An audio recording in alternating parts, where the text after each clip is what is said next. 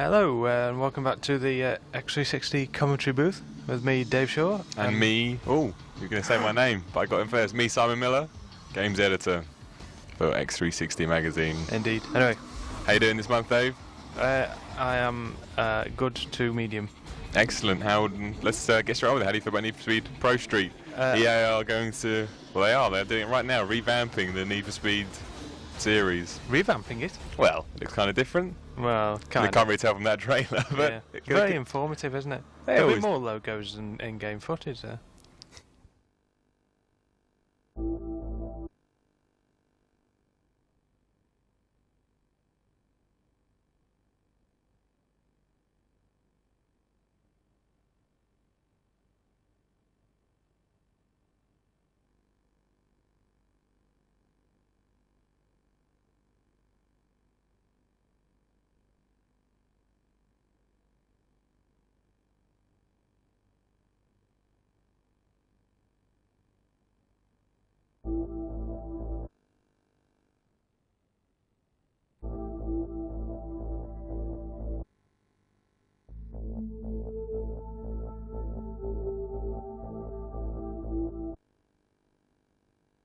Potential game of the summer, Dave. I thought that was B-movie game. Well, we'll get to that. He'll in due course. I mean, I think it's up between this and The Darkness. I think visually and definitely aesthetically and atmosphere, Bioshock may just have the edge. Well, I suppose so. You know, it comes to something when a game's got a trailer about its water there, and it's very nice water. Well, the thing is, I mean, you seem to be down on next-gen water, Dave, but I'm quite a big fan. I think if you can make water look good, why not do it? Why not push it to as far as it can go? Push the envelope, water the envelope. Yeah, why not? If you can do water, people want to do water, then I say do the water. Well, you know, I still prefer Wave Race on the N64. So does everyone, really, deep down. You know, who wants next generation sort of, you know, RPG first-person shooter madness when you can just, you know, ride a jet ski around the place? Indeed, indeed. But I mean, I really do think Bioshock looks like. I know I've mentioned atmosphere. I mentioned it again. I think atmospherically, it's going to be out of this world.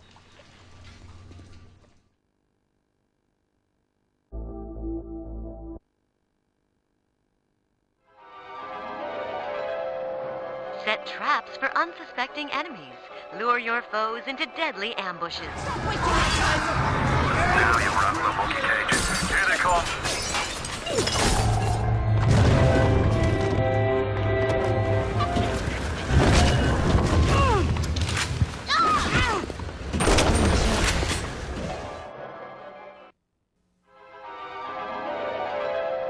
Unleash insects against groups of enemies. Attack lots of enemies at the same time.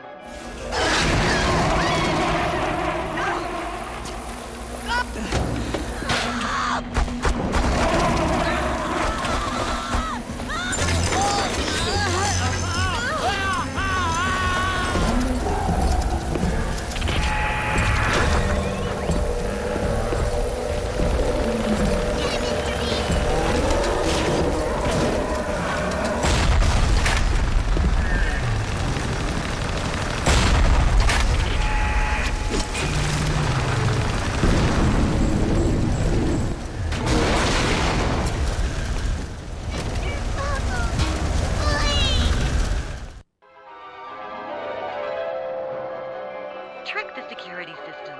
Set security bots and turrets on your enemies.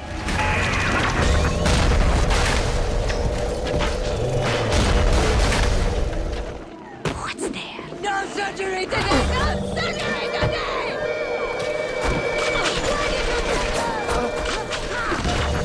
No cheat machine!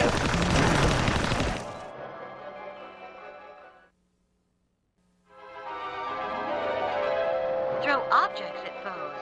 You can even catch grenades and throw them back.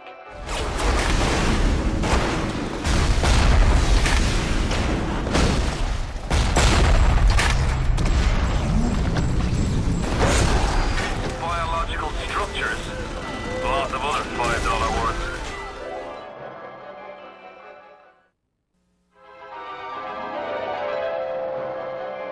Freeze your enemies. Shatter them into 1,000 pieces.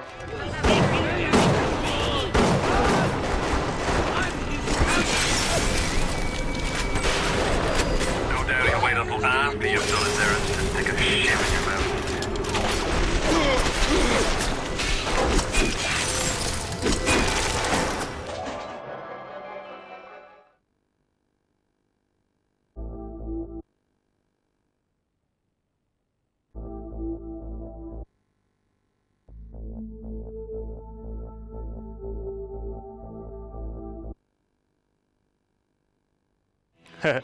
You see what they've done here. You see, they've based really cleverly a movie on an entire pun. You know, it's just I can it's tell got that you, bees. I can and tell it's you're a really movie, enthusiastic about it. and it's not going to be very good. So hence, it's a B movie game. That's nice. I like the way you deduce that, Dave. Yes, see. There's more to you than meets the eye. Like a transformer. I am not a Transformer. No, it's written by Jerry Seinfeld, Which is the only good thing going for it. I mean, this Pretty trailer, much. a trailer that's supposed to hype you up for the game, and this makes me want to play it even less. It's just, you know, I wrote the captions before even having seen it and said you'll have a bee flying around the garden collecting things. You've got a bee flying around the garden. Oh, I mean, it really Try does. me. It looks worse than an Xbox game. I know it's not always about the visuals, but come on. Jerry Seinfeld, I bet it's really funny, because I'm a big Jerry Seinfeld fan, but it's terrible to play. I'm just speechless.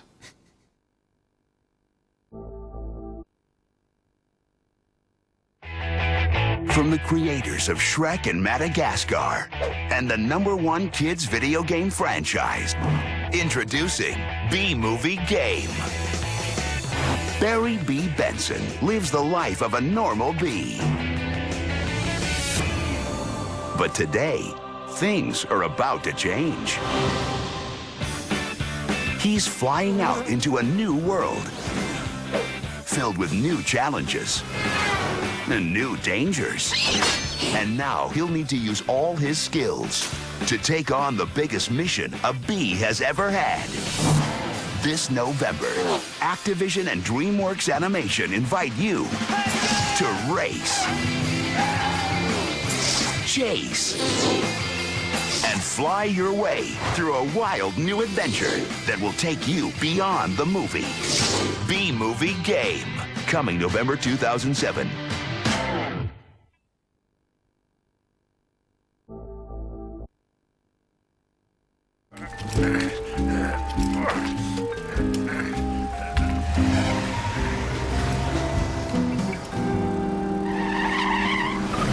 Whoa!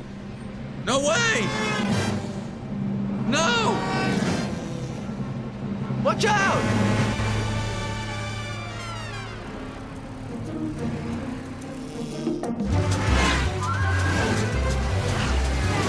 Oh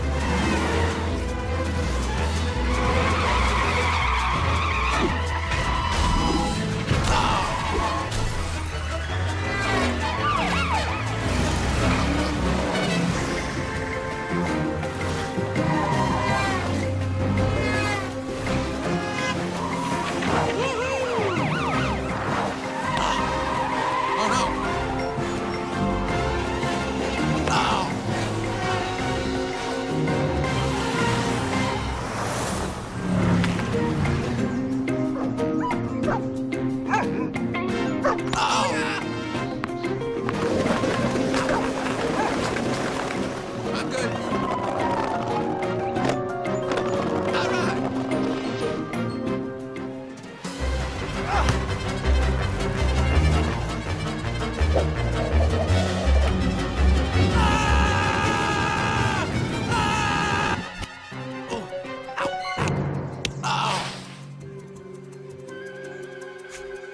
Well, all right.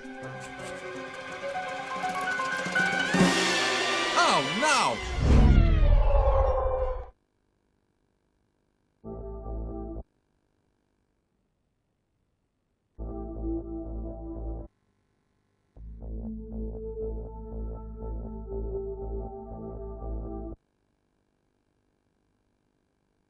Vampire Rain, Dave. The only game in history where vampires, well, I guess get hurt by rain.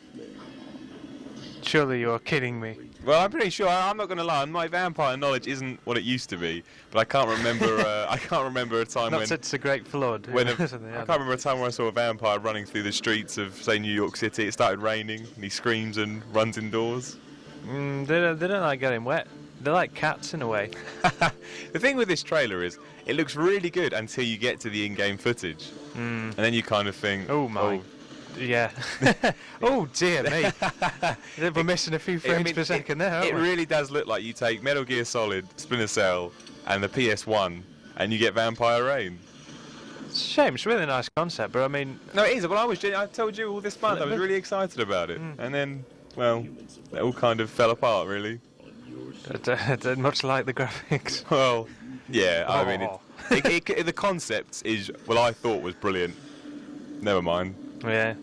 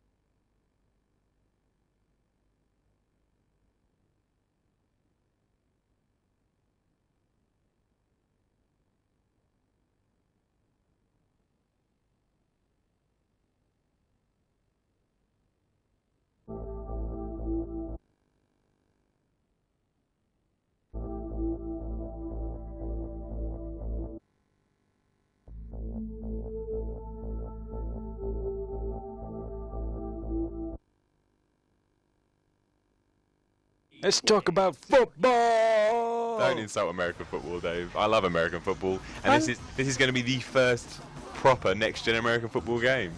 All the modes, all the players. Well, the last one wasn't proper next gen. Well, there were still things missing from it. So why don't you like American football? No, I Dave? like American Okay, football. why don't you like Madden games then? Well, you know, I don't know. To be fair, you do like American football. You come in with you're wearing a different jersey every day. I take it back. I'm going to rephrase it. Yeah, why don't you like Madden? Come, you can say it now. Oh, no, you can't. The trailer's over. Ha ha ha. No time. Saved by the logos.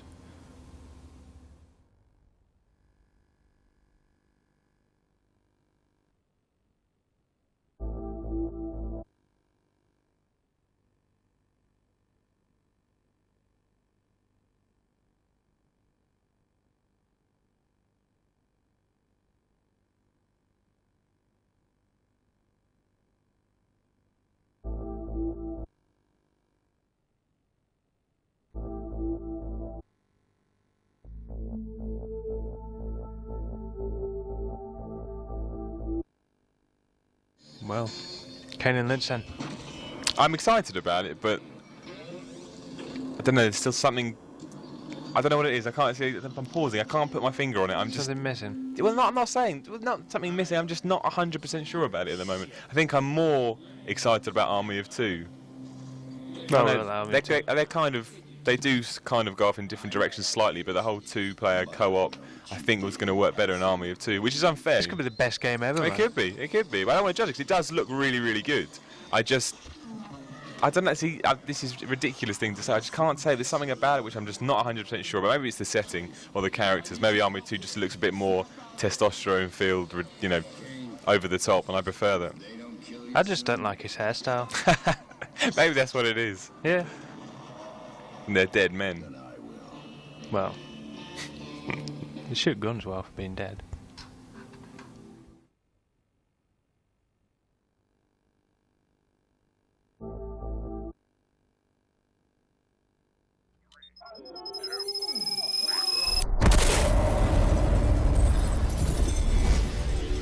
I remember my dad's eyes as kind.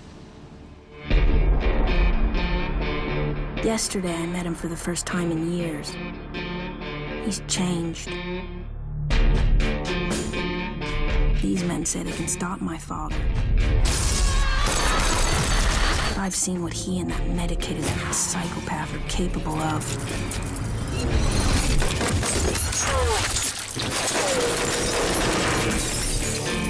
I just hope they kill him.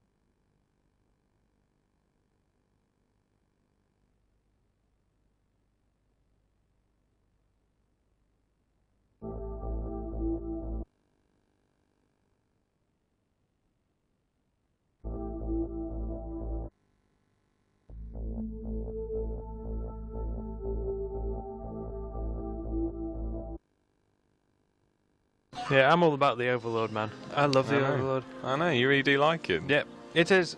It is a complete rip-off, really, of Pikmin. It's the exact same thing, the Yeah. exact same mechanics. But, you know, I don't care. It looks nicer than Pikmin, though. Well, exactly. It's entertaining. It's got a nice story.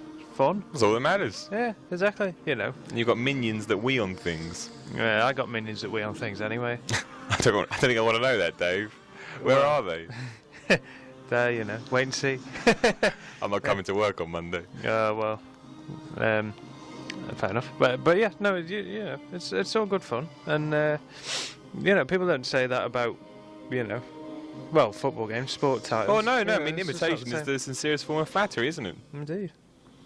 I have what it takes to be the Overlord. No, you don't.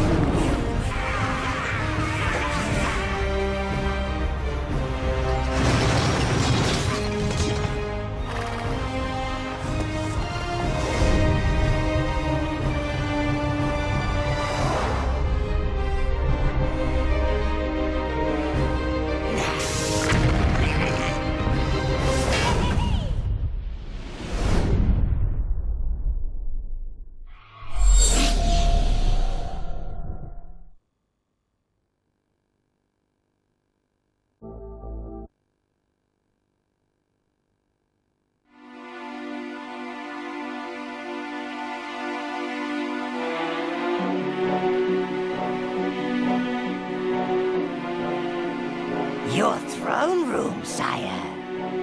Alas, one cannot be a bastion of evil these days without wretched heroes lining up to prove themselves. That last lot were particularly bothersome. They also looted and destroyed much of the tower. Punish those so-called heroes and re-establish a dark domain. You are our new overlord!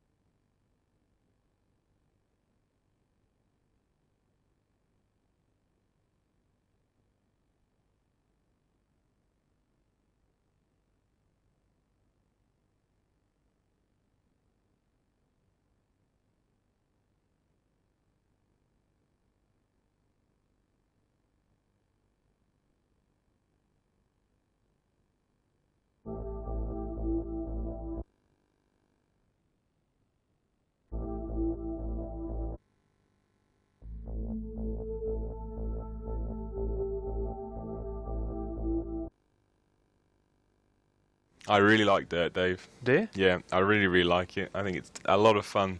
At the moment, it's actually eating into my Forza 2 time as well. Is it really? Yep. You're trying to provoke me. So, so the thing, the worst thing about a racing game is when your co-driver is just really, really, you know. Have you seen that? I mean, I put it in the front of my article, smooth and steady, and all this kind of business. I mean, Well, but I really like the different styles of racing. You know, I like the normal race. I really like the one where you've got the I can't remember what they call it in game. When you've got the bar down the side, there it is, right there. And you know how well you're doing compared to other people's time, and that is unbelievably addictive. Anything? Yeah, I just really like it. It's got that whole time trial thing, you know. I want to keep trying to get better and better and further ahead. I just really like I it. suppose so. I mean, the thing is though, I keep outrunning the co-driver, which is not very helpful at all. No, not You're just really. Driving along, and then all of a sudden you drive into a brick wall you don't even know was there. You know, that happens on so many rally games as well. I mean, I can't be the best gamer in the entire world. I mean, you know, Maybe you are, Dave. Maybe it's an untouched talent you have. an untouched talent that I have working on a video games magazine and all. Exactly. It's really wasted. Still nobody knows, though. But I just think maybe it's just the frame of mind at the moment is that I'm more inclined to. I mean, I wouldn't call it arcadey as such, but it's definitely more arcadey than Forza 2. I think it's quite short as well. It's too short. I do agree with that. But I mean, I just at the moment, I don't know. It's just got me. I'm hooked on it. So We'll see how long it I don't lasts. think it was a bad 7. It's more of a good 7, you know. But Yeah. But you know, it's just. And also, the cars never go backwards. If the cars went backwards, then it'd be 8. They do. You hold left bumper, and they've got the Sands of Time that makes your cars go back. It's actually made by Ubisoft. Yeah. Yeah. Bullet time. That's amazing, man. Has it got Rayman in it? Of course, it's made by Ubisoft. 1 out of 10 then. Terrible. That's And you it right also now. have to save the world from a nuclear bomb. Do you really? Yeah. It's just Do what you you're get, doing to right now. see tactical positions of all the other cars in the race Yeah, at you any do. point It's via a drop-down squad-based rally game. menu? Yeah. That would be I amazing. can't believe, Dave, I thought you reviewed this. No, I've obviously overlooked something pretty major. Yeah, that's it then, innit? See? Gonna But I go- mean, by now, I guess this is, well, it's all will be out in the stores for over a month. You'll have your own opinions, but well, yes. I like it. not I great. definitely think in terms of the Colin McRae, the Colin McRae McRae. series, it's gone in exactly the right direction it needed to. Maybe a bit more content would have been nice, but you know, Forwards. Boo. nice. Boo myself. But I'm sure when the inevitable next version comes out, maybe they'll improve on the Yeah, content. Colin McRae even dirtier.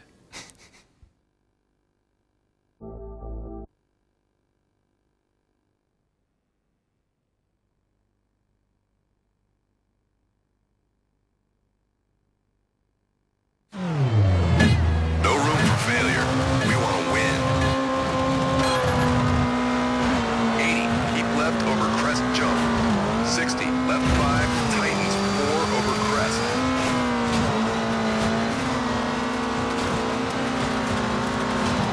Left 5, 60, left 3.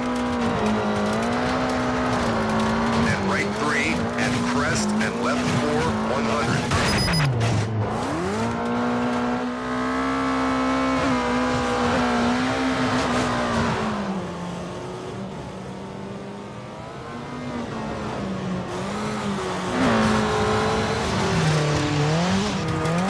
Left 5, very long.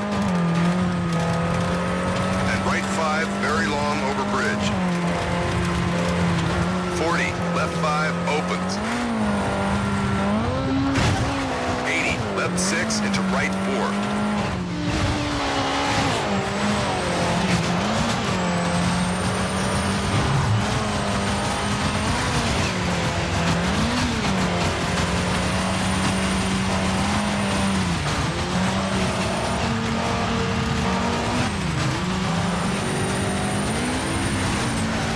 And jump 60, dip, jump, narrows. And left 6, right 6. 100.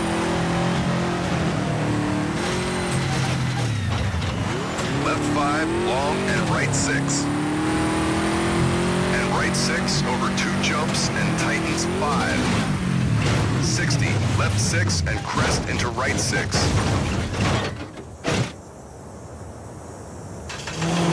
Crest, right 4.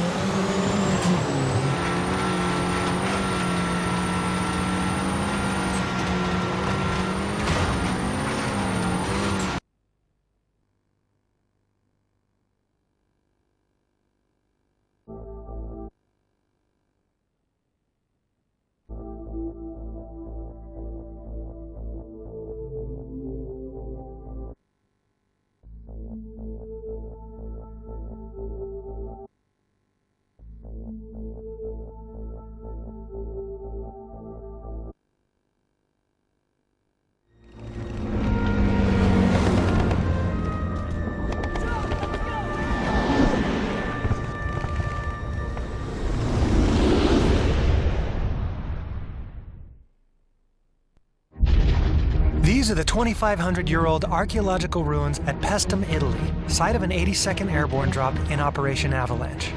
While the Allies are coming from the sky, the Axis is coming from here. This gun emplacement guards a crossroads.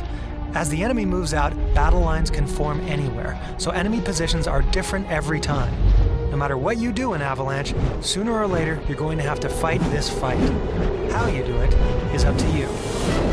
Players who drop with the Springfield might favor a raised aqueduct which affords a sightline over the road below. Those with the Thompson in their loadout might choose the close combat of the excavations which flank the position.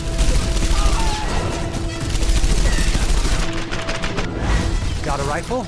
You can sneak through the ruins while your allies attack from the front. Or if your grenade work is top flight, you can take on a direct assault. Breaking this defense gives you access to key objectives beyond: a fuel depot, ammunition cache, comm center, and the shore guns. Each one of those is another fight, and every victory will be unique to you.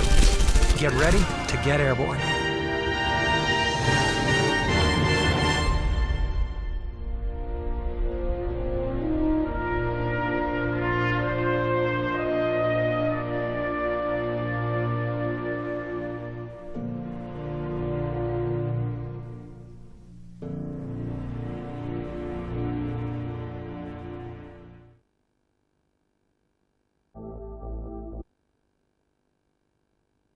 I'm going to say something controversial, Dave. Go on then. I'm really excited about this. That's not very controversial. Well, a lot of people seem to be down on World War II games. I still really, really like them, and I still really, really like Medal of Honor games. You didn't like Hour of Victory.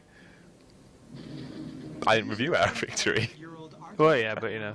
Well, no, I mean, I wasn't a big fan of that, but I think the Medal of Honor series, even Vanguard, which came out for PS2 and Wii, not the Wii version, I thought the PS2 one was fine. It was very, very basic, very bare bones, but it was still a solid World War II shooter.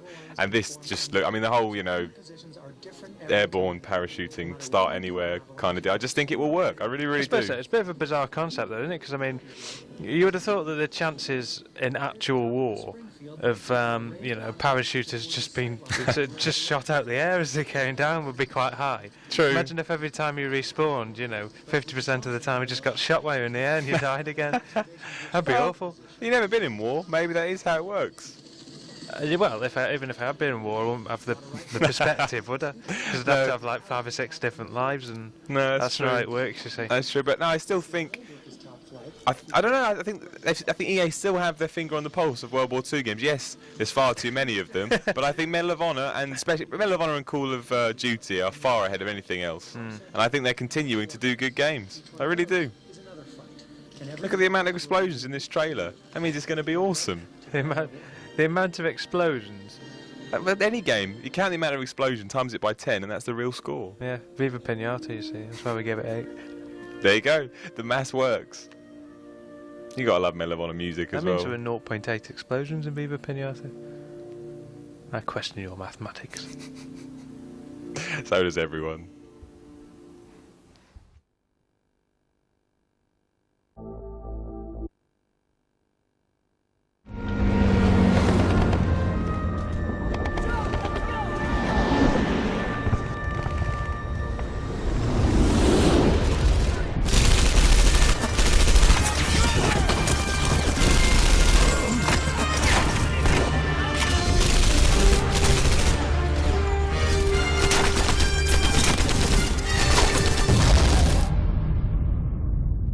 This is how most first-person shooters are played.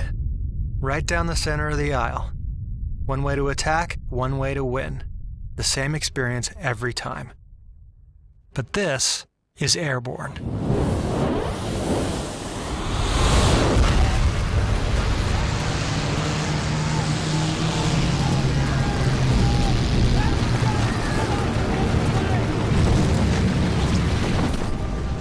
You can land anywhere in the combat space, which means there's infinite variation in how you beat the mission.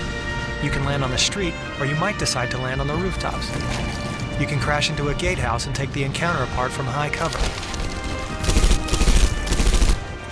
You can land near the marker flares to ensure a steady supply of health, ammo, and allies. You can land in a back alley and infiltrate a flank. You can land on the opposing roof, on the stairs, on the walls and rooftops, on balconies to capture interiors. Literally anywhere in the environment, and the fight will be different every time you play. And if there's that much variation in one fight, imagine how much there is in the entire level. Get ready to get airborne.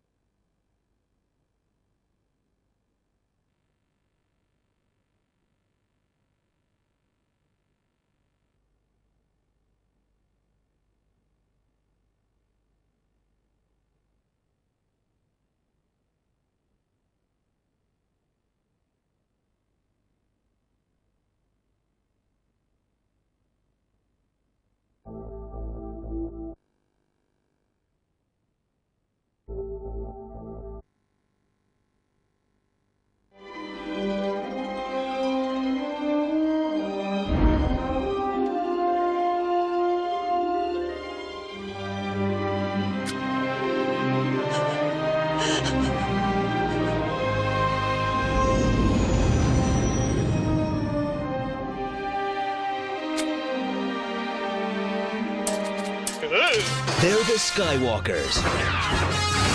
You've met the whole family, but they've never shared the same screen. Until now. Oops. Huh? LEGO Star Wars: The Complete Saga. The award-winning game franchise that brought the whole family together is back for an adventure that lets you play through all 6 episodes for the first time. Mix and match your favorite characters from across the galaxy and build your adventure from episode 1 all the way through to episode 6.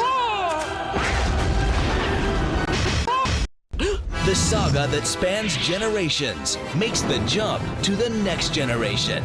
Now your whole family can battle together on next-gen consoles and take the complete saga with you on the Nintendo DS, featuring new levels, new challenges, and new Jedi moves you'll fall head over heels for. LEGO Star Wars: The Complete Saga. This fall. Fun runs in the family.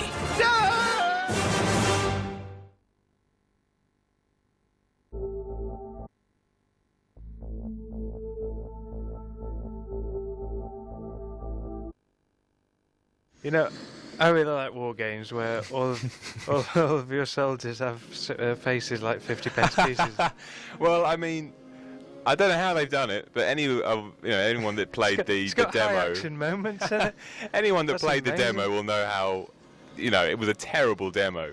But the final product is, although average, is nowhere near as bad as the demo. I don't know how they did that. Well, quite In possibly. like 3 weeks, they seemed to get it in shape. Maybe I dispute these high action moments. Though. Why buy another game where you could have high action all the time when you can buy this and have high action moments? I don't know. That's the selling point of the game. Maybe it's to do with the it doesn't give you too much high action because otherwise you'd sort of have a fit or something or That's the thing. They're thinking of you.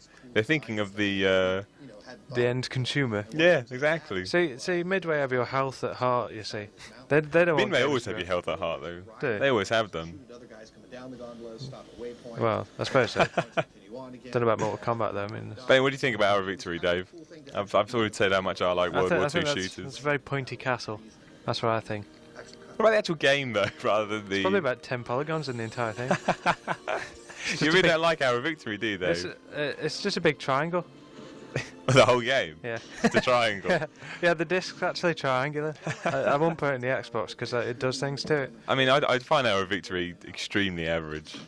But maybe I'm slightly biased because, as I've said, I like the genre. I suppose so. But I mean, you can see, you know, you got soldiers ducking behind things about a foot tall, and you know. That's the dwarf soldier, because you can pick your class. That's the dwarf. It's trying to merge World War II with the RPG market. Medieval. Yeah, medieval RPG market. Yeah. Yeah, that'd be amazing. What do you mean? They've done it. It's done. It won't be amazing. It is amazing. I heard they got viral warfare. You just chuck rabbit splatters at you know. That's true, Dave. That's true. Hey, you know, I can't wait for this now, even though it's already out.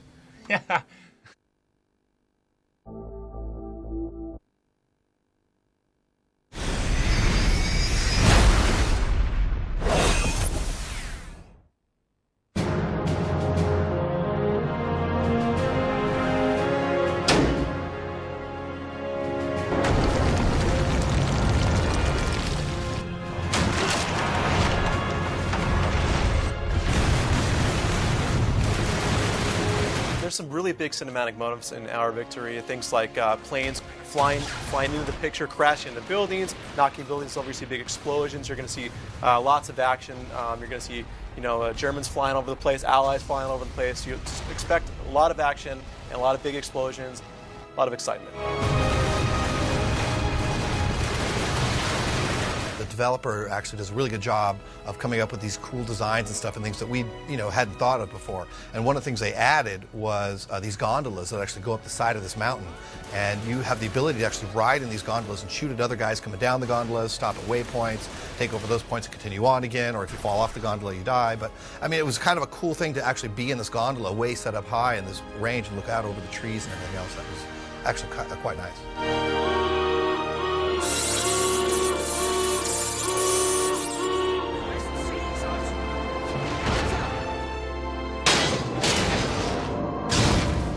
One of my favorite moments in Hour of Victory is sneaking into the German fortress in the Bavarian Alps.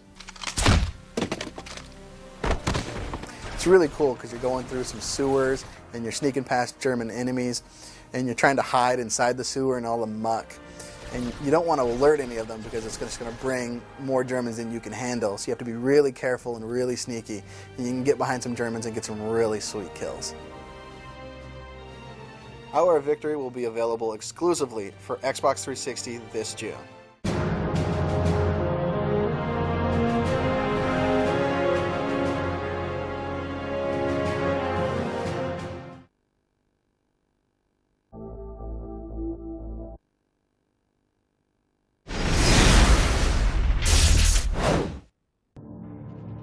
Hitler sagt immer, dass die Stärke im Angriff liegt, nicht in der Verteidigung liegt.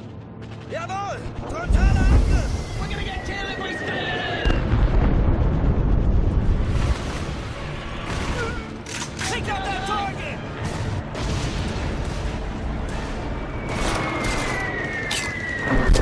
Lay down suppressing fire!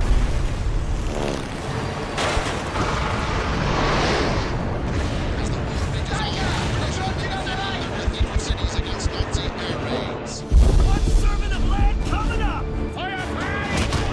Go, go, go!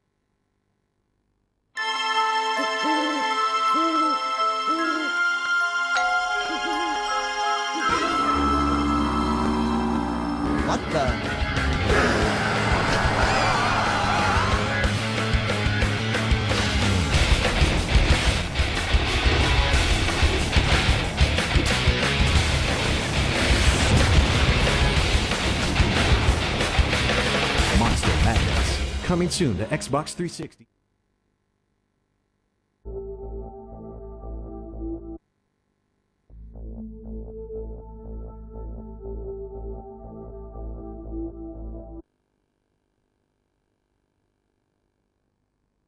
Who asked for this then, Dave?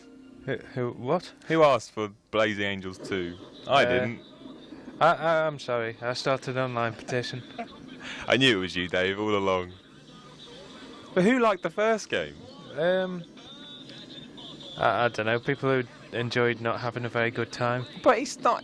Oh, I don't know. If you want to play a good flight, I won't even call it a sim, a good flight game, play Ace Combat. Well, yeah. This is bizarre as well because it's got all kinds of, prototype World War II aircraft that didn't actually get made because the war ended and everything. Nice. It's a shame about that, isn't it? You just can't. You don't get many good games if wars end. I'm sure the people that designed those aircraft, though, are really happy that their designs finally came to light in a mediocre video game. Half of them are probably dead due to being tried and then executed. They're probably dead when they played the first one. And they had like heart attacks when they realised that their nothing vehicles... to do with the war crimes. They just died because of playing Blazing Angels. Well, yeah. Well, I certainly lost the will to live. That was good. Maybe not. Dave didn't like it. Yeah, it's alright, At least you can fly through the Eiffel Tower this time instead of blowing up.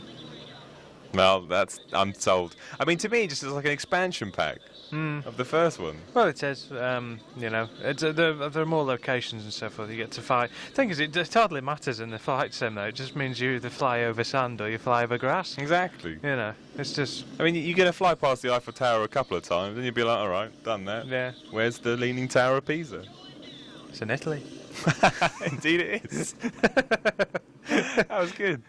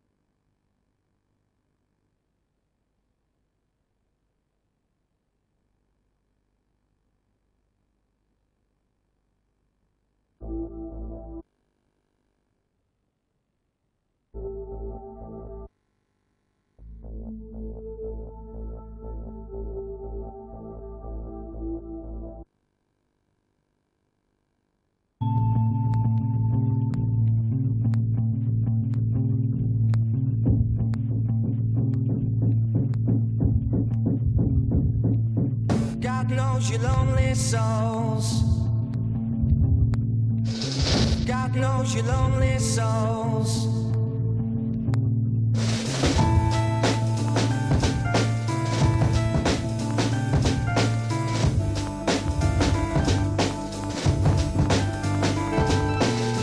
God knows you lonely souls. Yeah, yeah. I believe there's a time and a place to let your mind drift and get out of this place. I'm gonna die in a place that don't know my name. I'm gonna die in a space that don't hold my name.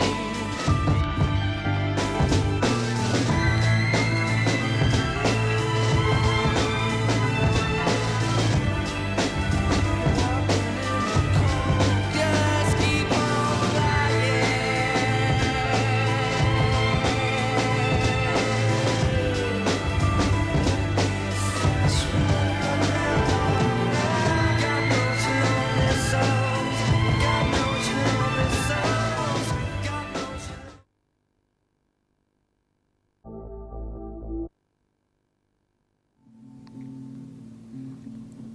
No one's saying anything. We're taking in by the epic music. Yeah, see.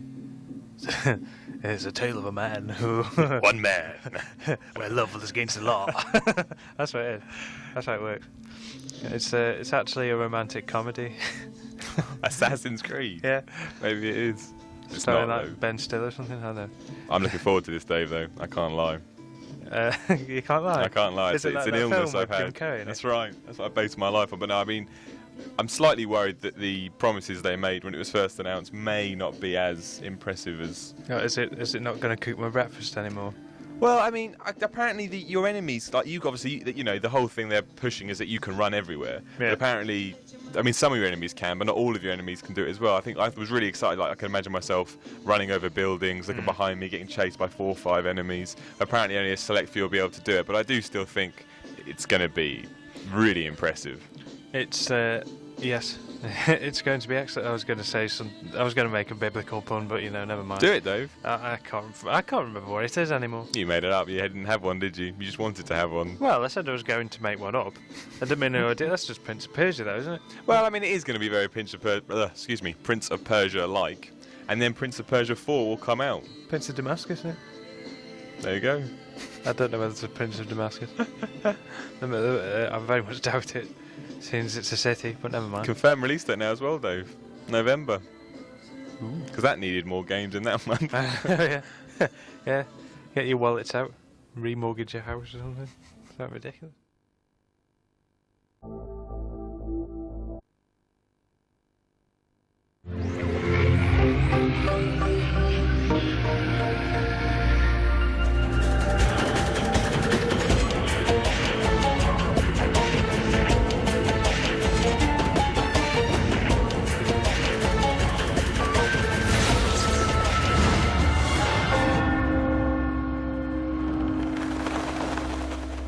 Hey, my name is Jade Raymond. I'm the producer of Assassin's Creed, and I'm here to talk to you today about the storyline behind Assassins, exactly what you're going to be doing as an assassin and where the game takes place. Okay, so Assassin's Creed takes place during the Third Crusade. The exact year is 1191. You play Altair, a master assassin who is a member of the original clan of assassins. Actually, the term assassin comes from this clan. They were called the Hashashin, which is thought to be maybe followers of Hassan, the old man of the mountain, the guy who started up this clan. Maybe users of Ashish. Your mission is to track down, find, and take out 9 key guys who are architecting the Crusades, actually making the war and the population suffer and making it bad for everyone. So you've got to hunt these guys down and take them out. We've recreated all of the Holy Land, so a huge kingdom that includes all of the major cities as they existed back then, recreated exactly as they were in the year 1191. We worked with a historian to find all of the reference material. And the guys that you take out are actually historical figures who died during the year 1191. Maybe not killed by assassins, but they could have been. You start out basically in Masyaf, which is the base in Syria that the assassins used there. And you go down and explore basically the whole kingdom. There's Acre, there's Damascus, there's Jerusalem. Probably most people have heard of Jerusalem. Acre is the city at the time that Richard the Lionheart had recently taken over. It's right by the water. And Damascus is a city that was more or less the whole time controlled by the Saracens. So that's more traditional Arabic style. And throughout these places, you're going to find these key guys and assassinate them. As you do so, you're also going to find out that there's a little bit more that they were up to beyond just profiting from the war. There's actually a conspiracy that you'll uncover, and it has implications all the way to the modern day. But I can't necessarily tell you more, otherwise I'd ruin the surprise. So you have to play the game to find out. So one little thing about the assassins you may want to know before you try and join up to their modern day counterparts is that there's a little sacrifice that's required. And if you look at Altair's main weapon, which is his hidden dagger right here, you're going to notice something in detail that he has a finger missing.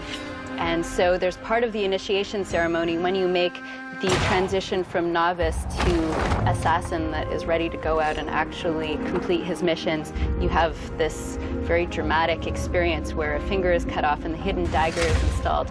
And that is there because most of the assassinations have to be done within the crowd in full view, and you can't be walking around with a whole bunch of obvious weapons if you're going to assassinate people in that context. So it's a sacrifice they were willing to make. So that was the story in a little more than a nutshell. Thanks for tuning in, and check out the future Dev Diaries. We're going to cover all kinds of topics.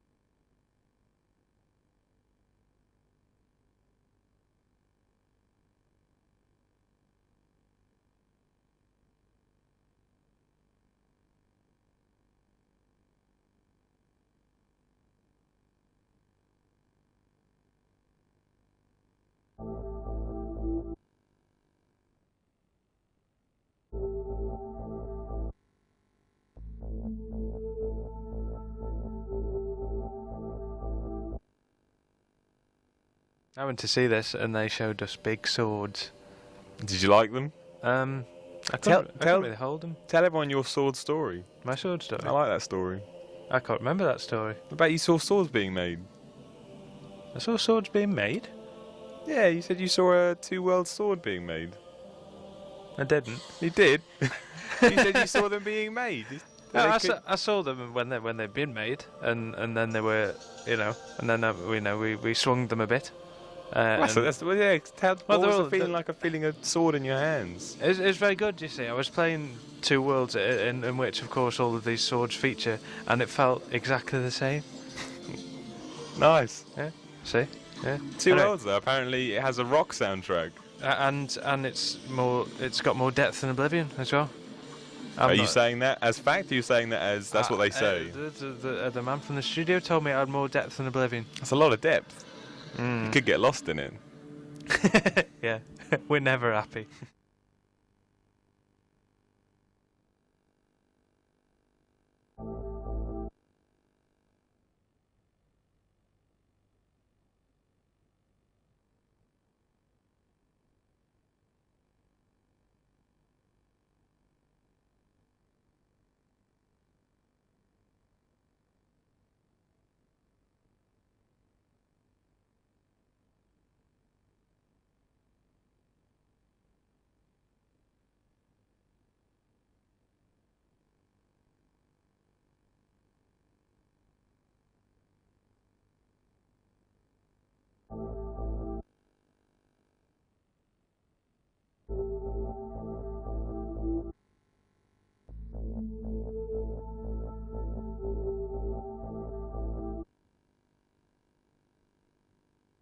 It's time for the only game with a porno subtitle.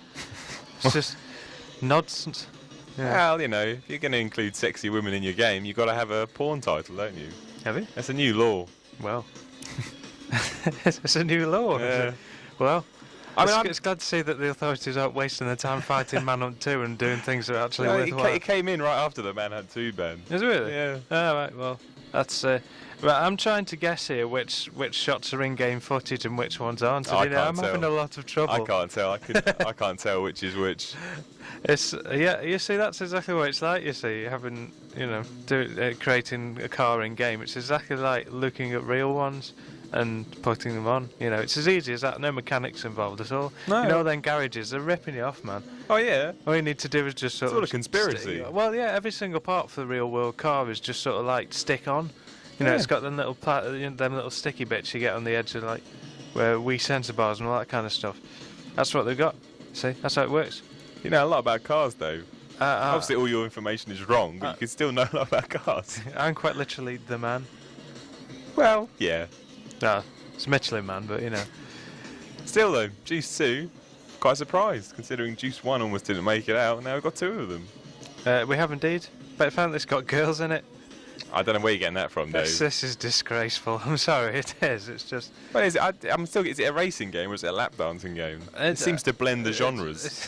Yeah, it's crossing boundaries, man. It is. It's pushing the envelope. The envelope. I don't think that's an envelope that she's wearing. To be honest with you, I mean, it's probably as thin as one. But there you go. Cars, girls, and that's it. Excellent.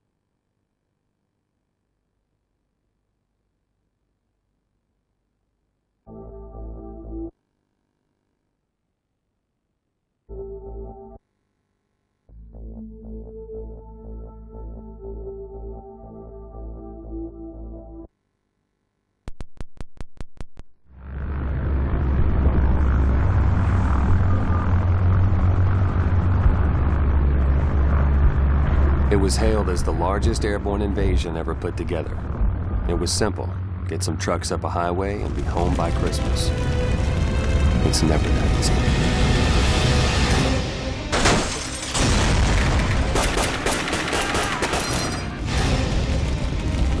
The Americano! Baker! Watch out! No mercy for any of those bastards! Unload on them! Shut that gun down! Let's put up covering fire! Covering fire!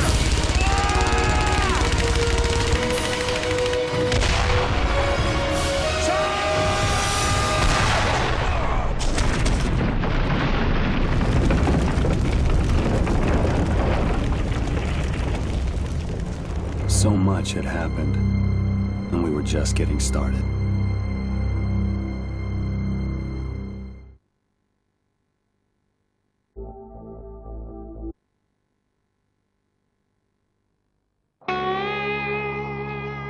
The West is a special kind of place.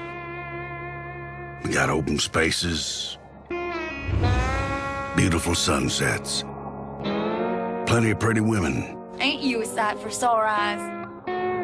but most of all, we got blood. Lots of it. It's the kind of place where one wrong glance earns you a bullet in the gut. You're not the law, Ray. You need to let the law handle this. Where lawmen use their badges to rob you blind and hang you as a thief.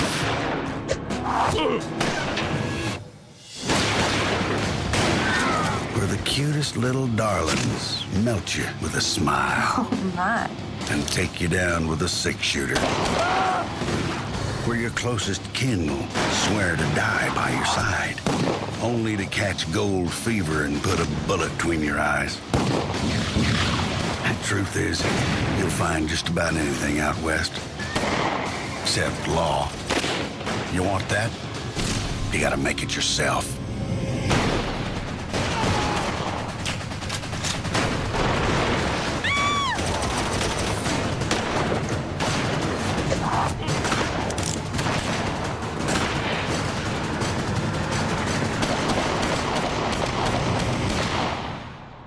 Call of Warriors. Available June 5th.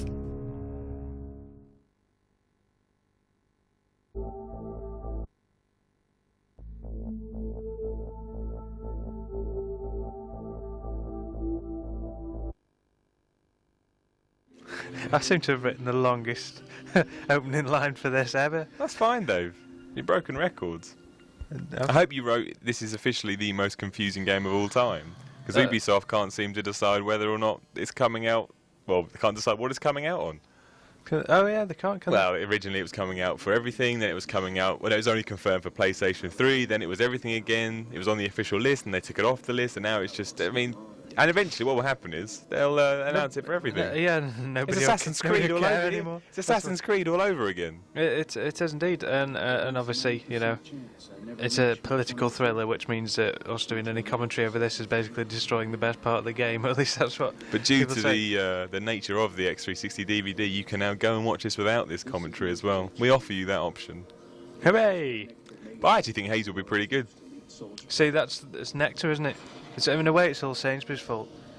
That's it. Yeah, you get a Nectar card. This bland dystopia is. That's how you store your Nectar. You go to Sainsbury's in-game, and you give them the card, and they give you Nectar points. See, that's what bees do as well. They don't actually collect things from flowers; they just collect points and spend them on groceries and other household Of course, items. I always see a bees sort of drinking. What Sainsbury's? What's their range? They're, you know, like they got their best of. I always seen bees eating that. Let's move on. I can't.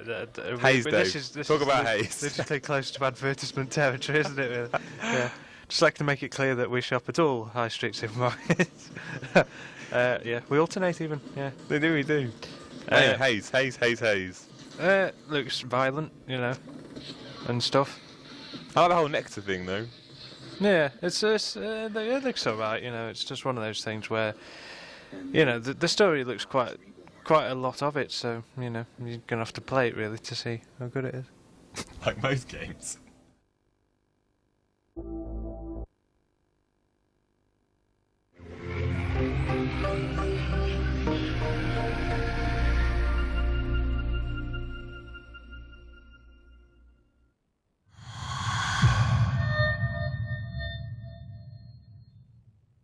Join us and fight the good fight. So Haze is set in the kind of not too distant future, so about kind of 40 years on from now. And in that future, a lot of military activity in the world is run by privatized armies. So it tells the story of a company called Mantle, who make a lot of technology. You know, they make like household technology, industrial technology, but they also have an army which is used to kind of be involved in peacekeeping around the world. Kind of like they've taken the role of the UN and NATO in the future. And you play the character of Shane Carpenter, who is a sergeant in Mantle's army, and this is really his first kind of taste of the hard end of combat.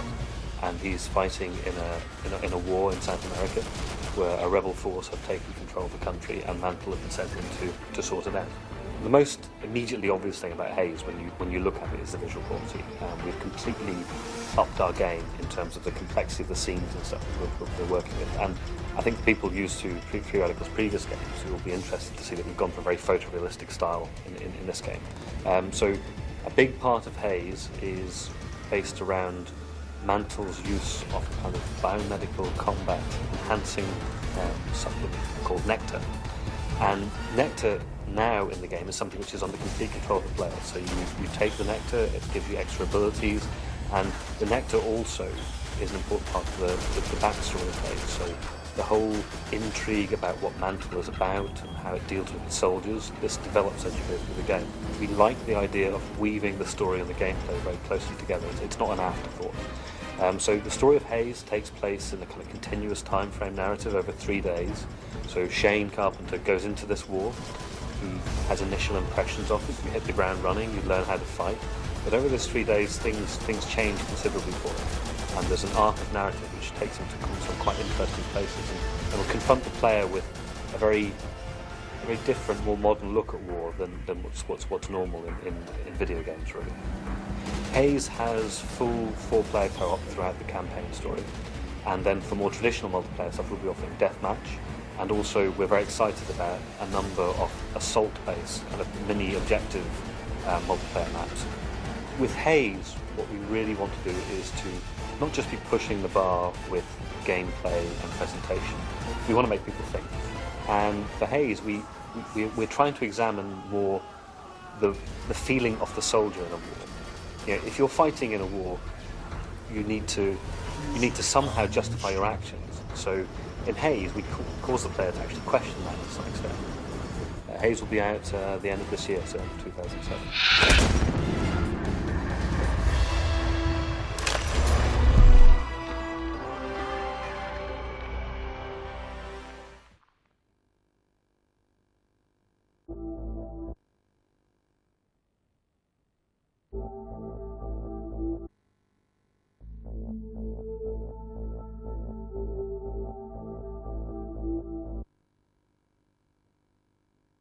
I'm going to continue my controversial ways, Dave. Go on then. I don't understand all these Japanese games. I mean, I understand them. I don't understand their appeal. Do elaborate. Well, Naruto. I once watched one of his animes, and I didn't really understand what was going on. And I don't understand why people love these games so much. Makes no sense. Do you like them? I'm beginning to. Are you really? The music's turning me around, you see. Oh, I like Japanese rock. That's awesome. Oh, that's it. We're done. Yeah, see. Do you like to think about us as well?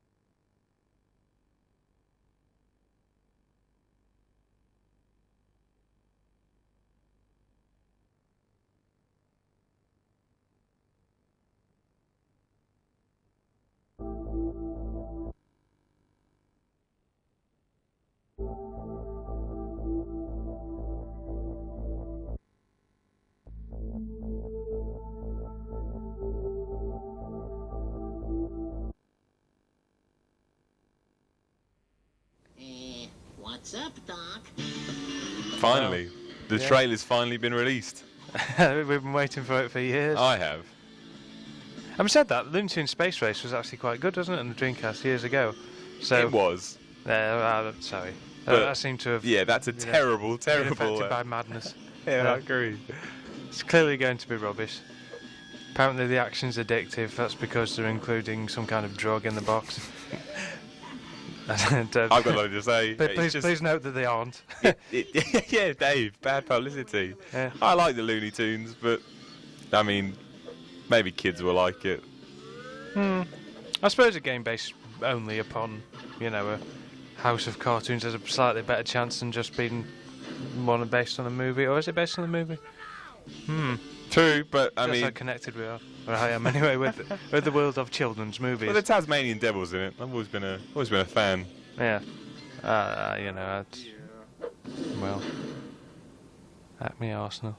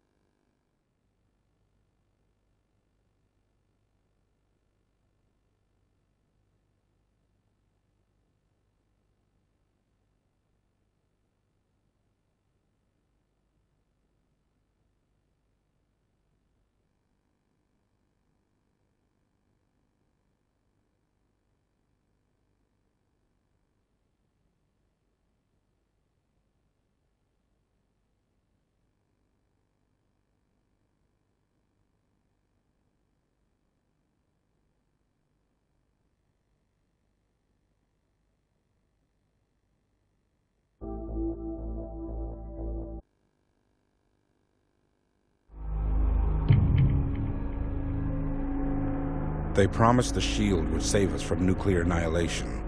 They were right. They also promised... Do you know what I really like about N-War, Dave? It must be this fantastic trailer. It's the graphics. Even though this is a CG trailer, I love the graphics. This trailer really gets me excited about the game. Ooh. Yeah, it's excellent, man. What do you think about this bit, Dave? Yeah, I'd like to inform listeners that we aren't in fact looking at a trailer. Dave, what are you talking about? We're watching the awesome Ubi Days announcement N-War trailer. It's right there. Wow, look at that. Wow.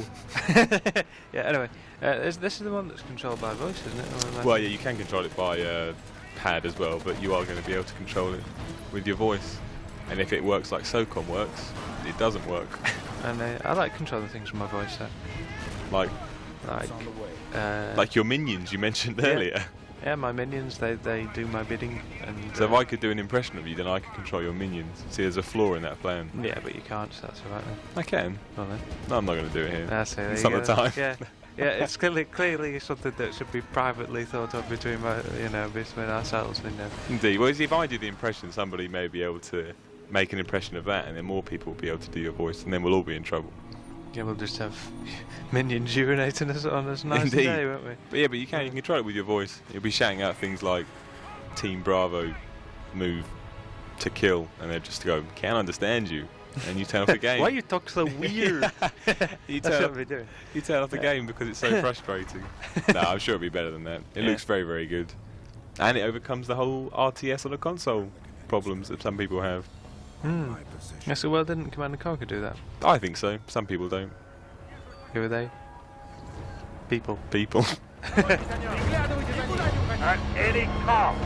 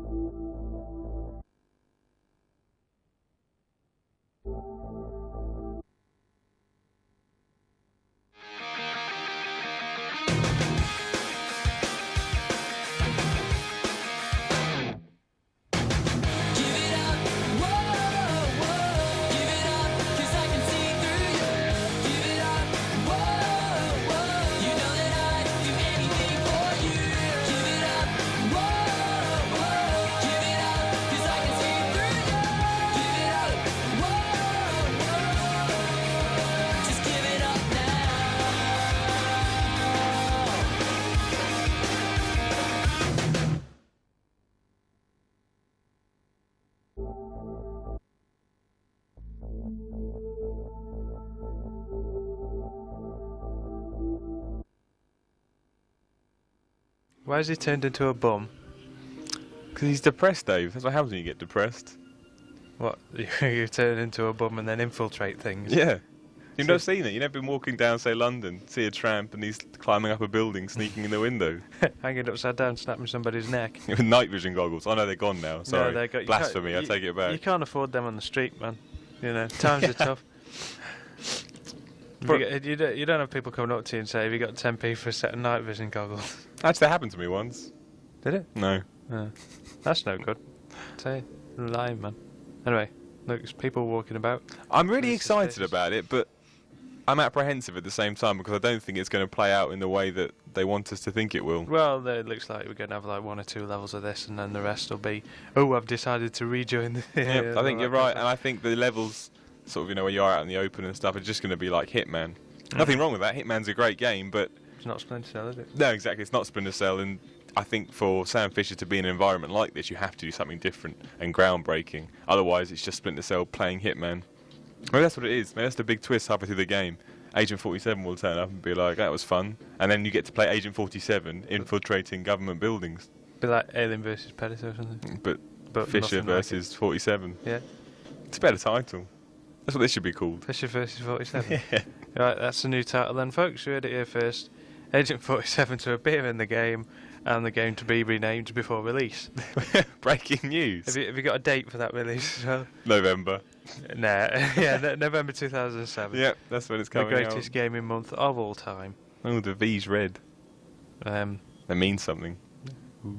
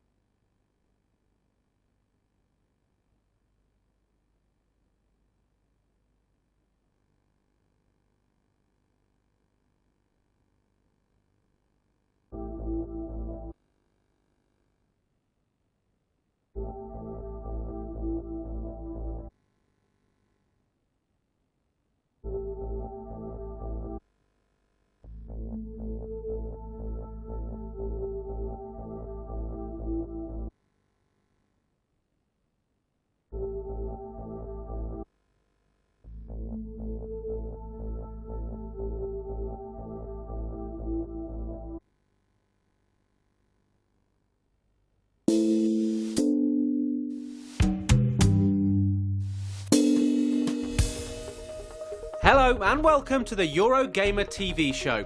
So what have a bunch of freaks with crazy powers, a bloke who likes to rip the hearts out of dead bodies, and a convention centre full of grown men in silly costumes all got in common? Well, here's a big fat hint.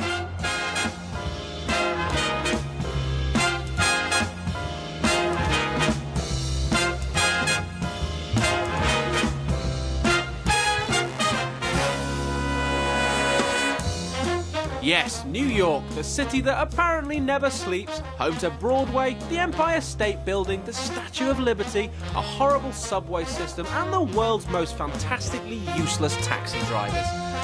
But we're not here to moan about the shoddy transport infrastructure. Rather, we've come to the Big Apple to make our pilgrimage to the East Coast's ultimate geek mecca. So video games and comics have had a long and fertile relationship over the years. And evidence that the two creative media are still going at it hammer and tong can be found here at Comic-Con 2007 in New York. It was the world's first showing of a brand new Fantastic Four game, and Starbreeze Studios will be showing off new code of the awesome looking The Darkness. So without further ado, let's get our geek on. Packing out the Jacob Javits Centre in a wintry Manhattan for 3 days, Comic-Con, as you might imagine, is a geek's paradise. Stall after stall of rare back issues, brand new prints and endlessly weird memorabilia litter the show floor. And for those braving the twin terrors of fresh air and daylight, the opportunity to meet such cult heroes of the medium as Stan Lee was a huge draw. Oh, that and a giant hall full of people playing with trading cards. Wow, the fun they must have. Anyway, go in search of comics and you'll soon discover that video games are never far away. And Comic-Con also offered the games industry a chance to parade its artistic flair. So we had Nintendo serving up portable Pokémon beneath a giant inflatable Pikachu, Konami less obviously rolling out the dance mats, and Sony pimping PlayStation 3 demos, and for the most pathetic of attention seekers, SingStar. But the publisher making the biggest splash was 2K Games, with 2 dedicated stands and 2 big exclusives. First up, the world's first showing of Fantastic Four: Rise of the Silver Surfer, the game of this summer's Megabucks Hollywood sequel, starring the scrumptious Jessica Alba. Wii and Xbox 360 versions were put through their public paces. And even though our gaming debutantes proved a little camera shy at this early stage, we got a good look at both and grabbed a few words with the men responsible. The game is spread out over 6 levels. We have a scroll layer, we have a space station, we have a New York level, we have a level set in the Himalayas, and a military base. One of the things we're doing with this game is the fusion attacks, and the fusion attacks can be done with two team members, 3 team members, or all 4 team members for a giant fusion attack. Fantastic Four looks a treat on 360, and Visual Concepts is working on a few treats for the fans. Fantastic Car will be in the game as a set piece. It won't be playable. Silver Surfer's in the game. We're looking to get possibly an unlockable Silver Surfer level with him as well, and then Doom, of course, is in it. 7 Studios is bringing the Fantastic Four to life on Wii, PS2 and DS. The last Fantastic Four game these guys made wasn't a classic, but they're promising fans a big improvement this time.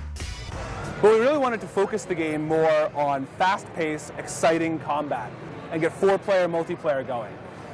We got some of the criticism about some of the camera work in the first game, so we set this as a fixed camera, which allows us to do a lot more interesting things with the backgrounds and the characters without having to worry about where the camera might be at any given angle because it's fixed. Those are really the main ways that we really tried to improve upon the previous game.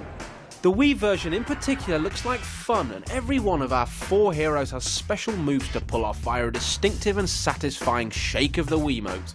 We're really excited about the Wii. The ability to play 4-player, the fact that it's 4 controllers native to the system, and then the ability to, like you said, just make it so that, when you're the Thing and you smash something, you really smash something. When you throw a fireball, you throw a fireball.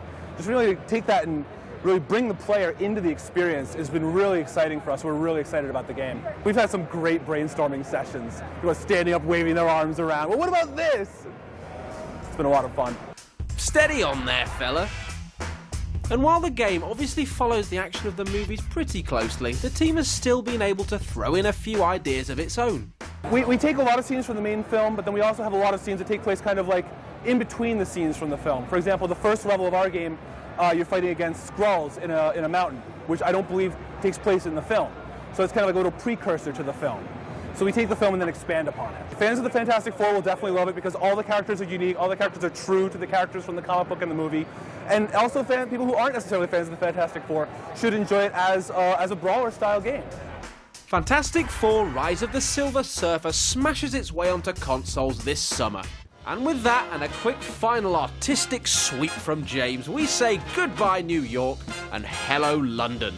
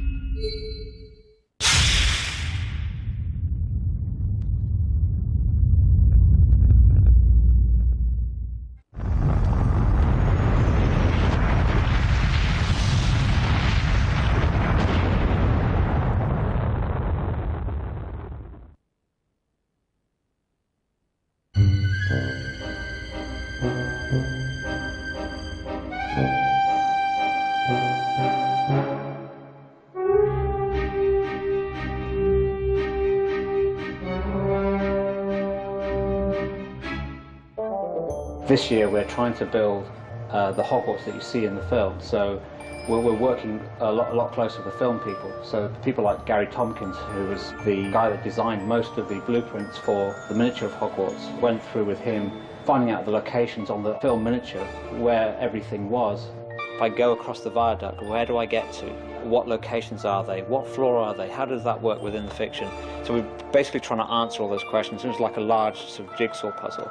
And it's something that the film people themselves had not even considered because they don't need to. They don't need to be able to walk from A to B. They can just cut the camera and they're in a new location. Whereas for us, obviously, the player is able to walk all around Hogwarts. We're crazy about things like stonework and woodwork, and we've gone in search of drawing the best textures and materials that we can assign to give the look that we need. In addition to that, we've had the opportunity to go to the set and take our own digital still photographs of the movie sets themselves, and that extends from the real full-size physical sets of some of the areas to the movie miniature. Most often we'll work in this wireframe view. Here's the flat shaded view, we'll perhaps use that for speed.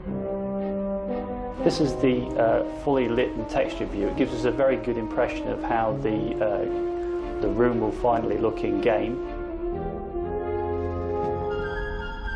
Not only did we have the blueprints, we were looking to consolidate the miniature castle, the film sets, and the books. We've tried to put in all the shortcuts that are mentioned within the books. We didn't just stop at looking at Goblet of Fire or Order of the Phoenix or even Prisoner of Azkaban. We went back to the first two where Hogwarts was slightly different.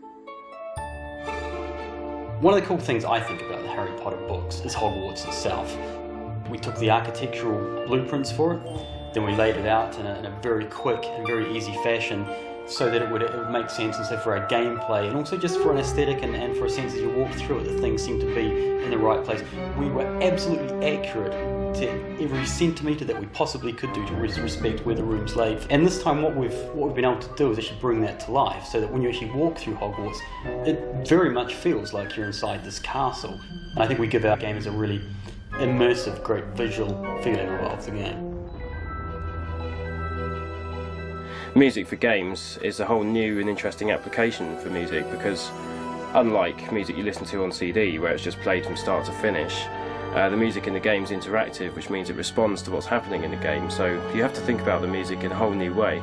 It tends to sort of work with a state, so you might have, you know, an action state or you know, sneaking around in the case of Harry Potter. You don't tell a story with the music, you're sort of supporting the gameplay, you're supporting the game state. So it has to be a little bit more flexible. In film we tend to make sure that stuff hits or doesn't hit cuts to create the relevant dramatic effect, whereas for games music it's much more about this sense of atmosphere.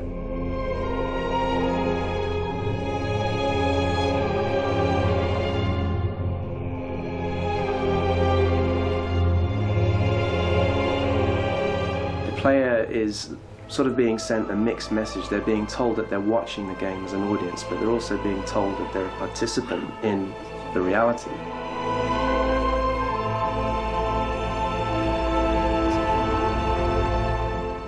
It's a case of drawing the player into a sound world, into the music itself, to feel part of the Harry Potter landscape.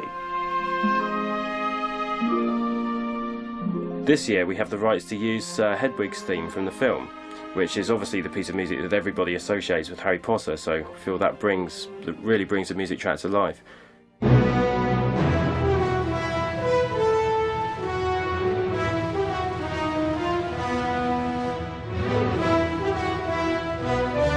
So we've taken that theme and the composer uses it and composes it in lots of different ways so that you hear sad versions and happy versions. In addition to Hedwig's theme, we've also got specially composed themes for various characters in the game, such as, for example, Umbridge or Filch or Cho. Hi, Harry. Hi, Joe. I just thought I'd say hello. Did you have a good summer? I mean, apart from the hearing. I think music in games, if it's done properly, can generate the same kind of memories and evoke the same kind of long-lasting emotions as, you know, what your favourite band was when you were at school. And it does, to a certain extent, stick with us.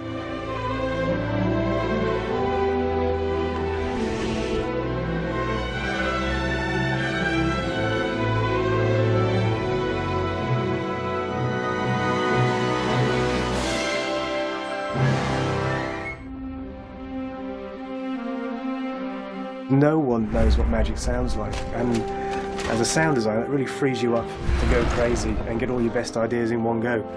One thing I really wanted in the game this year is for the sound to be an integral part of the game design. So I didn't just want it to make the game sound better, I really wanted it to represent the changing character in Hogwarts from Dumbledores to Umbridges, and I also wanted it to actually be important in the levels itself. It's with the audio that you could have two identical rooms, but actually with the audio we could make one feel warm and bright and homely to you, but actually we could make the other one cold and scary. One of the things we wanted to continue, which we've done on all the other Harry Potter games, is actually work closely with the film sound crew. With Harry Potter, you want all the creatures to sound the same, you want spells to sound the same, and key moments to have the same emotion, which is often done through the audio. If I was going to break down how we source our sounds for Harry Potter, I'd say we break it down into Foley, field recording, and CD libraries.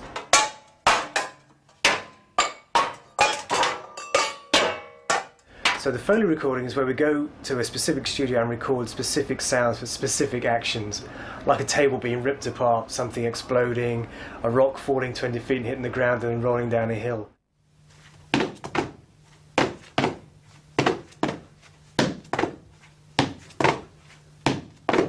Field recording is where we go to an actual place and we record the ambience of the room, the real life creaks with the real life ambience, and that kind of gives it a really rich reality.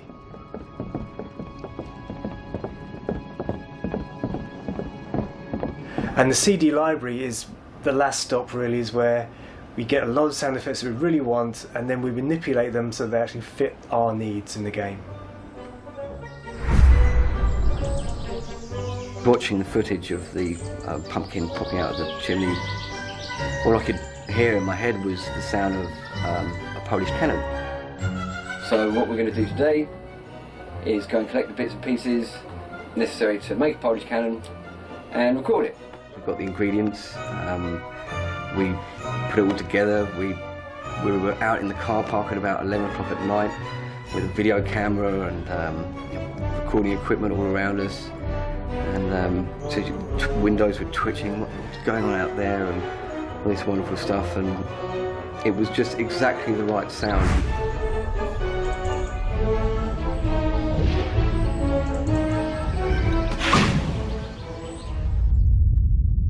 Important things about the world of Harry Potter that I really would love to see in the game. I really would love to see Hogwarts realised as a really magical place where I can actually really genuinely engage with all the classes and the students and life in Hogwarts.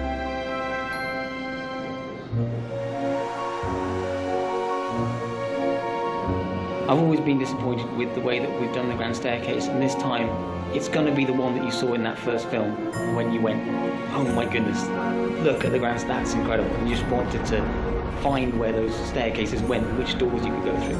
We're going to do that. Seeing the ghosts, the portraits, the Grand Staircase, the Great Hall, all those sort of places, just wandering around there, you'd just be wandering around with your mouth open all day long, bumping into things because you were just amazed.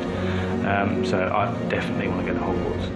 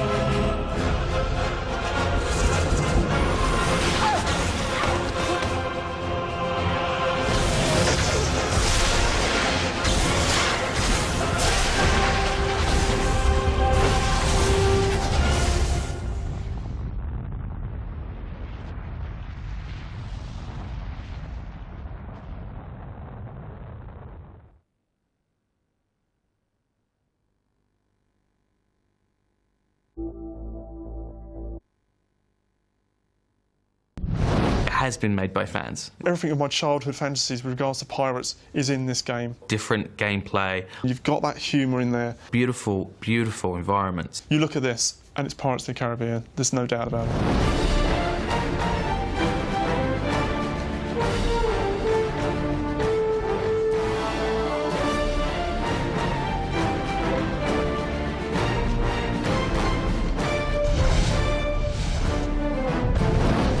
Everybody, as a child, loved the idea of pirates.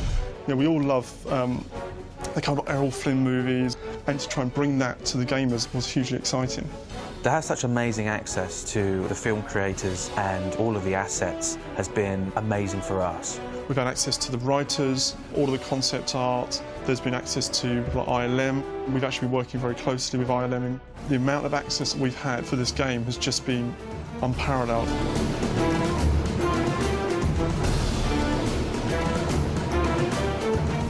We had a lot of freedom to create our own view of the Pirates of the Caribbean world. We kind of looked at the films, we did a lot of research into pirates as a whole. And the ability to expand is like what was around that corner, or what was behind that door that you never saw, or what was in that tavern.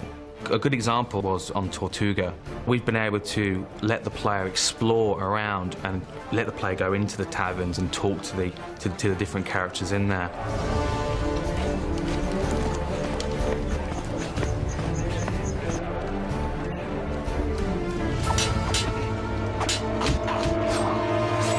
Second movie, pretty much the movie starts with Jack escaping from this dark and dingy fortress, and you don't know what happened before. You don't know how he got the drawing of the key. We've started a game from Jack being inside a prison cell, and we've expanded all of that story out. This did not exist before we wrote it.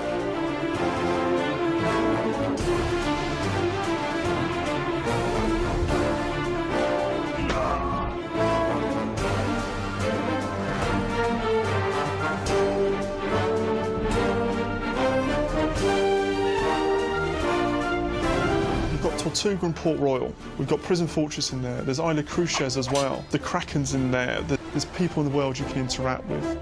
We've got a four-way melee combat system that's really, really cool. We've got a dueling system, like multiple pirate control, where you control other pirates and you can fight back to back. And we really bring the main characters to the screen like you've never seen them before.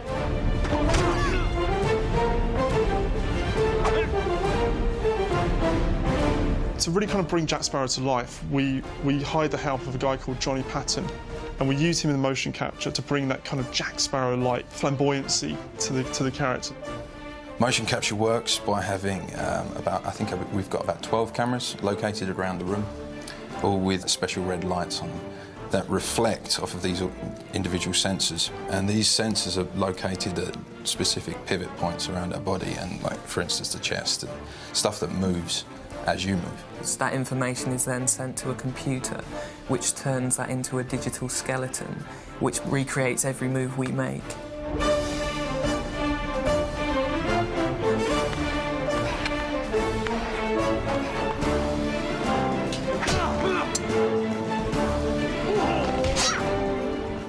I started motion capture for this game through my impersonation of Captain Jack Sparrow. Eurocom approached me asking if I could do the mannerisms and the walk and things.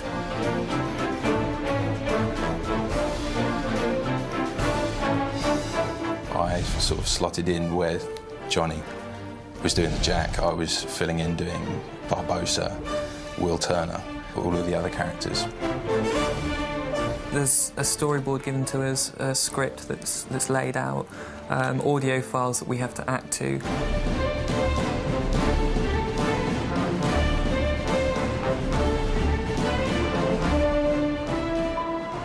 Well, I fear one of your unwilling guests must too use the brethren.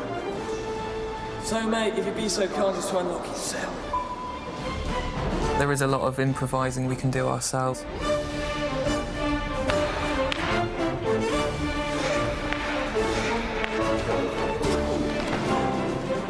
Some of the highlights of motion capture have been a lot of the stunt work, I think, for me especially.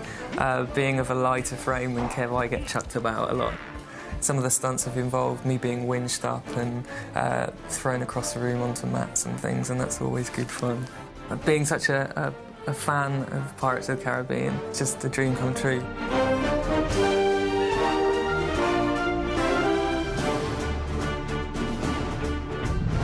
We've got a new system, which is basically a facial scanning system. We can move this unit, take it on set, get the real actors, take an almost instantaneous image of that face. We then use that to build the geometry of the actual actor's head. So when our character's speaking, we create an amazingly lifelike representation of that character. But when you see like Johnny Depp and Geoffrey Rush, you cannot tell the difference between them and the actors. It's truly, truly groundbreaking.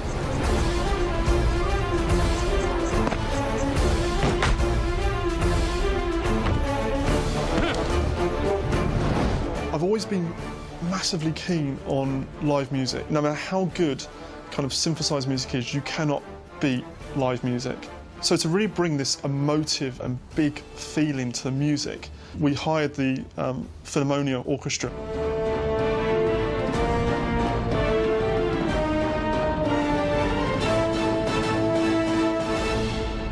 I began to prepare for writing the music for this game by listening to the soundtrack to Dead Man's Chest by Hans Zimmer.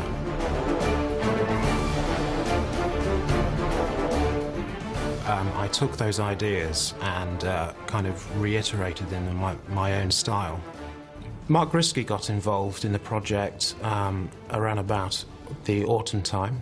By then I'd already scored quite a lot of the music for the game, but we were still lacking in certain areas of the big action sequences.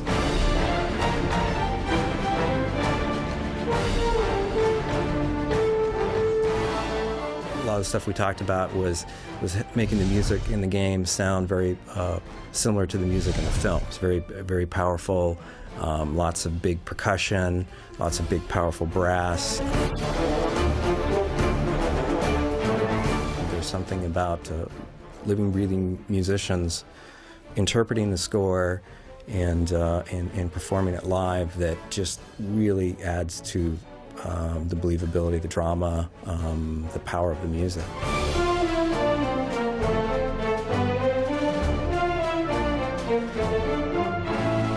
The final mix is turning out to be sounding so much better than I ever imagined. What I think I'm most proud of for this project is the big, powerful action sound that we got. We're going to get pretty close to the sound of a big budget film for this.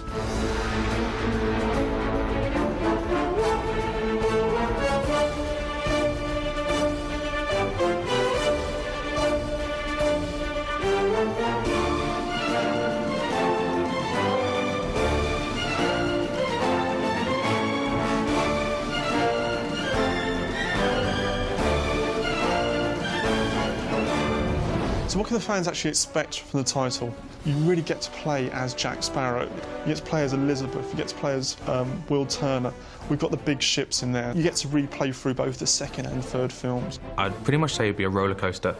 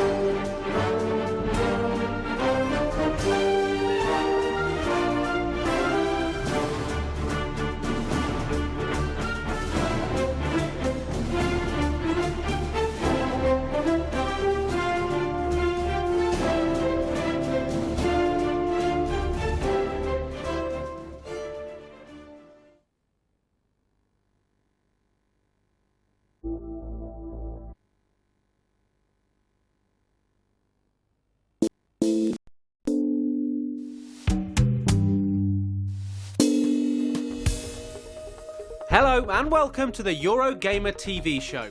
With the pre-bout taunting at an end, Eurogamer TV invited the two heavyweights of high-def gaming into our burning ring of destiny. In the red corner, weighing in at a lively £280 is Xbox 360, today represented by Microsoft UK boss Neil Terminator Thompson. And in the blue corner, coming in at a mighty £425, it's PlayStation 3. And wearing the gloves, it's Sony UK Managing Director Ray Mauler Maguire. Seconds out, round one. So let's start with Home, Sony's grand online vision to attract the MySpace generation on PS3. It went down a storm at GDC, so why leave it so late to share the glad tidings? Simply because we're about show rather than tell. And I think one of the things that PlayStation has done well throughout the years is always said to people, here it is, try it, touch it, feel it. If you like it, buy it. If you don't, don't. Rather than say, this is what we're going to do, and then constantly fail in all those aspirations. But the nice thing is that it's basically defined by the users. It's about what you, as a consumer, want to put in your space. It's about how you shape that. This is not something prescriptive. We're not saying this is what it needs to be. We're saying to you, here's your space, enjoy it, just in the same way as you'd enjoy a space anywhere else. We passionately believe that online gaming and having an identity within the online gaming community is what's core to what you need to offer, and a service that can transcend different titles, where you can communicate with your gaming friends no matter what platform you're on and what game you're playing. And I don't see how Sony can really deliver that, and they're certainly not delivering that in a compelling way today. I think user-generated content is just a big thing in people's lives per se. YouTube, MySpace kind of proves that. So, you know, we're allowing people to do exactly the same thing, and they'll be able to do it in a PlayStation environment. I think what Sony's talking about has compelling aspects to it, but I don't think there's anything there that we say to ourselves, well, there's nothing there that we're going to be afraid of competing with, because I think we will certainly evolve our service as we move forward. Online gaming, free-to-play versus fair-to-play. Subscription-based Xbox Live is a proven service with 6 million users according to Microsoft. But how many of those are paying? Microsoft ain't saying. As you quite rightly say, you don't know how many people are actually paying that £40. You know, I look at a system as being completely different. I look at ours as being an inclusive area for people to be able to, you know, communicate and play with each other. Some content will clearly be downloadable and chargeable, but it should be an environment that people can get together and explore by themselves without having someone to say, yep, we're going to charge you for entering this space. Well, you have to look at what Xbox 360 service is offering, which is, you know, a unified environment with your friends and communication with your friends, as well as game playing with your friends across all titles, no matter what your friends are doing. And that is unique. You don't really get that even on the Windows experience. I think when you run to the expense that we're running to in terms of running the sort of quality of service we're offering, then I think it's fair and reasonable for us to say, you know, that should be a subscription-based service. Blu-ray. With the future of home entertainment at stake, US evidence suggests Sony's format is pulling clear of its HD DVD rival in movie sales. Yeah, I think that's a natural situation. If you think about it, you know, there's going to be close to 6 million Blu-ray players in the marketplace just through PlayStation 3, which obviously can't be replicated on a HD DVD situation. Just about all of the major studios are supporting Blu-ray as a format. I think if you look at the DVD sales last year, I think something like 750,000 discs were sold on high-definition format, against 1 billion discs on traditional DVD format. So I'm not sure the market has moved to high definition yet. And if and when it does, then the way that we've constructed the offering that we've made means that, you know, we ideally will be able to go whichever way we want. But will Blu-ray and all that extra storage really make a difference for games? Today, we can get all the content on the high definition experiences we want on today's format. So do I want to make people pay an extra £200 for a machine that has discs with storage space that I don't need? My answer is no, I don't need to do that today, and I don't think I'm going to need to do that for quite a while. For us, of course, Blu-ray is only there for one reason, and that is that the cell chip, to create the artificial intelligence to take our games to the next level, require a huge amount of data. So 50 gigs now is kind of like standard for us. You know, I don't even know whether disk formats will be talking about it in 2 or 3 years' time, because people may well be consuming their content directly down a pipe. As people start to explore the hardware, and they start to get used to the freedom that the cell chip and the PS3 infrastructure gives people to be creative, that the games will get better. It happened on PlayStation 1, it happened on PlayStation 2. That's the difference between ourselves and PlayStation, is we didn't have a need to develop a really complicated engine in order to get Blu-ray players into the market. I think if you take, for instance, Resistance Fallen Man and MotorStorm, you're already looking at next generation type products. The price of success. Cast your mind back to 2001 when a back-breakingly bulky, wallet-bustingly pricey console with a controller people weren't sure about entered the world. Sound familiar? Well, it is frighteningly deja vu, but with the boot on the other foot at the moment. You know, they're 18 months after us, they're at a very high price point machine, they're at a really big machine compared to ours, and all of the things that we were hit at the time. What I think you have to remember about PlayStation is that we're one of the few companies that truly innovates. So rather than taking products off the shelf and putting them together and presenting that as a package to consumers of product that is available now, what we do is we look to the future and we decide that this is what we think we can create in terms of technology. When we launched, we very much knew that we were the new guys on the block. We had to listen to what people were telling us, both partners and customers, and do our very best to fight our way in as a brand and establish ourselves, and that makes you very humble. If gamers demand it, will Sony chop and change? PlayStation 3 is basically something which is designed in terms of technology for the future. What we've given people is a platform which gives them immense freedom. So the limitation is not technology. The limitation now is only the imaginations of the developers. Whether Sony will adjust or not, I don't know. Judging by what's happening in the US at the moment, I'm not seeing a lot of adjustment there, and they seem to have, you know, plenty of PS3s to be sold. With Eurogamer TV's next-gen Battle Royale nearing its climax, can either of our fighters land the knockout blow? For people that are thinking about a PS3 or a Wii, I would just say, you know, look at what you're buying, you know, and what do you want to buy? Do you want to buy a gaming machine that offers you the best high-definition gaming and online gaming for the best possible price? And if those are your questions in your head, I really can't see why anyone would choose anything but the Xbox 360. Well, quite simply, if you want the best gaming experience, if you want the best output in terms of high definition, if you want the best connectivity, then you need look no further than a PlayStation 3. Simple as that. So, now we've heard from them, it's over to you. And if you've still yet to be convinced whether it's hooray for Blu-ray or simply the box that rocks, there's no shortage of amazing exclusive games on the horizon to help you make your mind up.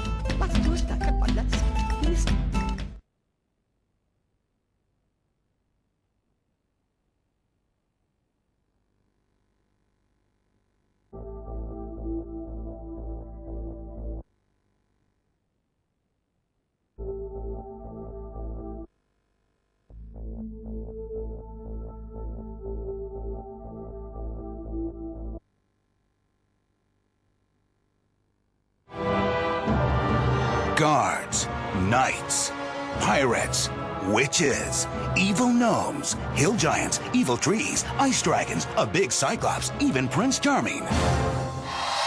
And this is the hero who's gonna stop them? We've got things to do, Puss. Let's go! This May, join Shrek and the gang on a new quest to save Far, Far Away. Out of the way! Explore enchantingly dangerous lands. You know how I don't like Evil Forest. Battle massive bosses. Solve brain-bending puzzles. Compete in awesome minigames. That's a good boy. Play as your favorite characters. Dad! Live the movie and beyond. What is he talking about? Save Far, Far Away in Shrek the Third, the game.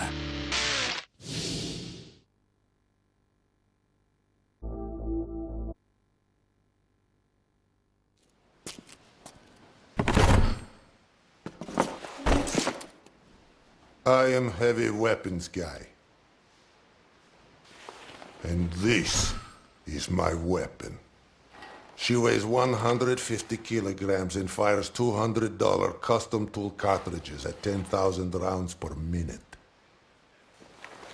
It costs $400,000 to fire this weapon for 12 seconds.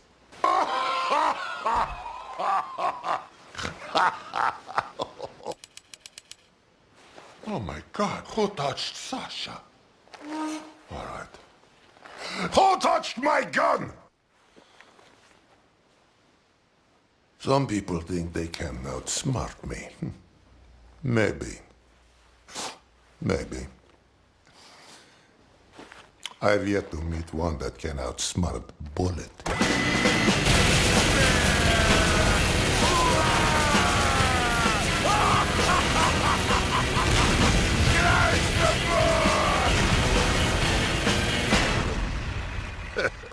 Cry some more.